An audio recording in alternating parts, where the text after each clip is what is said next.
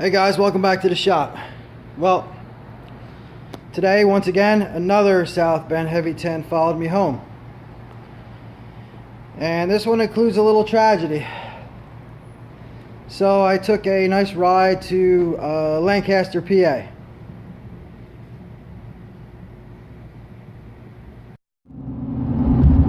Hey guys, so we're starting to head back from Lancaster, PA. Found another South Bend Heavy 10 lathe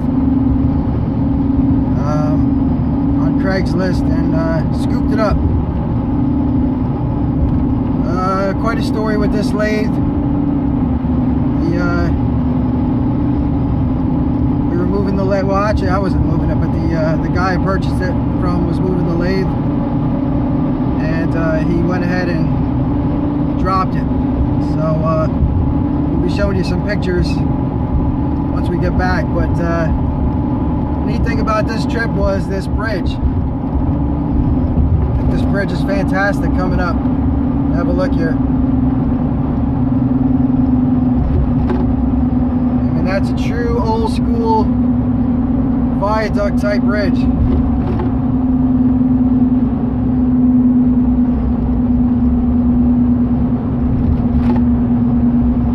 And it's a vehicle bridge, so there's people still riding on it.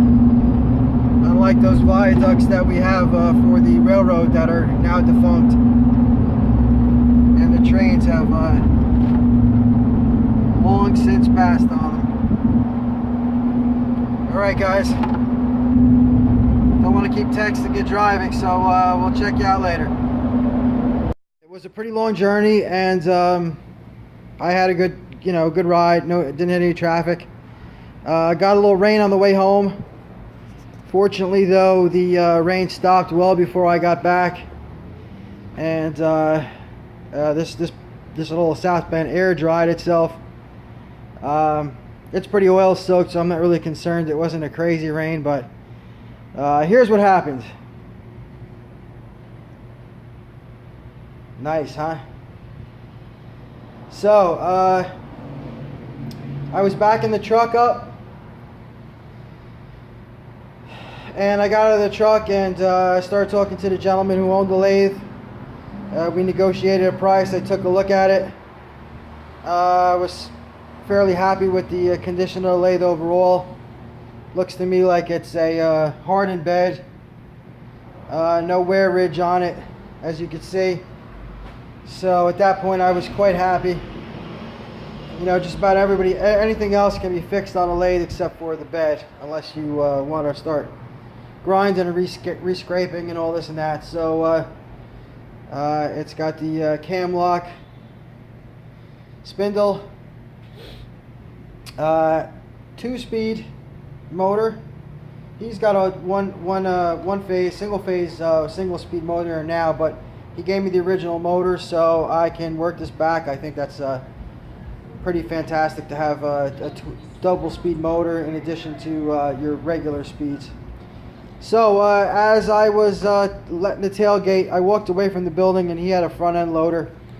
And as I was walking away to put the tailgate down on the U-Haul, I heard a commotion. I ran back, and he was trying to keep this thing on its legs. Apparently the wheels that he had it on, or the I don't know, it was like a makeshift gurney that you go ahead and you put a car on. You know, it's like a 4 wheels, and your tire fits inside those 4 wheels. So he had some kind of makeshift thing going on. And I tell you what, he was quite a big guy. He was quite a bit larger than me in size and stature. He was tall and you know, built like a football player. He was wrestling this thing. It was like slow motion. Managed to get away from getting underneath it, because honestly I don't think I could have helped him get the damn thing off.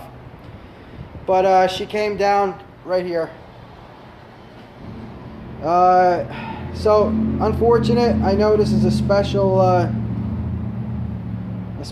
lead screw here for the cross slide, because it's got the taper attachment, and it's, you know, I don't know how busted up it is until I get it off. But that that obviously was broken off and bent. The crank for feeding it longitudinally was broke off in a million pieces. And not for nothing, but these switches were kind of bent in when I got there. I don't know how much more damage was on there. And this crank was also already broken when I got there. So I felt really bad for the guy. I was really happy that he didn't get hurt.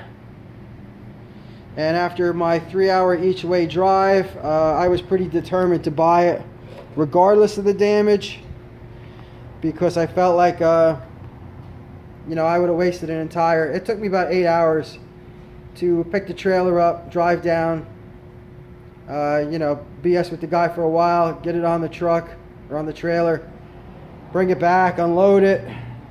So anyway, we renegotiated a deal. He wanted to give me a better deal. I told him not really, you know, I felt bad. So we settled on a price, and I brought this guy home anyway. I'm going to go ahead and research the serial number. I had checked and saw what year it was, but I'm not sure. It's not super new because it's got the steel gear cover on it. After kind of all the turmoil, I forgot even to look at these side gears here. They look pretty okay. But so the workshop is filling up again with more lathes, and we're gonna order from McMaster Car some proper wheels just to get it mobile. And I have the other lathe that I'm gonna get the bed reground. I'm gonna work on that first. I'm gonna try to be disciplined and not start another project. But we're gonna put this one into storage for now. It's got a couple dings on there, but it also came with a nice steady rest, a nice follow rest. It came with, didn't come with any chucks, but it came with a backing plate for mountain flats, or, you know, work onto your backing plate there, or like a dog plate or something. But anyway, wanted to give you an update. I've been running around like crazy. I haven't had time to do any shop videos in the past couple weeks, so I thought I would at least share this with you, let you see what's going around on the workshop. I am still working on the surface grinder magnetic chuck. It was froze fast, couldn't move the handle, took it apart, started cleaning it. A couple guys were flipping out, saying once I took it apart, it wouldn't have any magnetism if I put it back together. So I got the majority of the gunk out of there. I went ahead and reassembled it just to see, and in fact the chuck is still working fine. So I'm going to go ahead and finish. I want to paint the body, the housing. I took the tags off of it. I want to put the tags back on. I contemplated buying a Chinesium magnetic chuck, and I got a lot of bad reviews. You had to spend $300 at least to get a halfway decent chuck. So and that's being a Chinese chuck. I saw a couple used ones. I figured, you know what, I have a used one. I'm gonna just for the heck of it, I'm gonna try to go ahead and you know, fix it from being stuck, or unstick it, or whatever you like to call it. And we're making progress with that. So anyway, hope to talk to you guys soon. I hope you guys, everybody's well, and go do something in your workshop. Have a good one. Take care.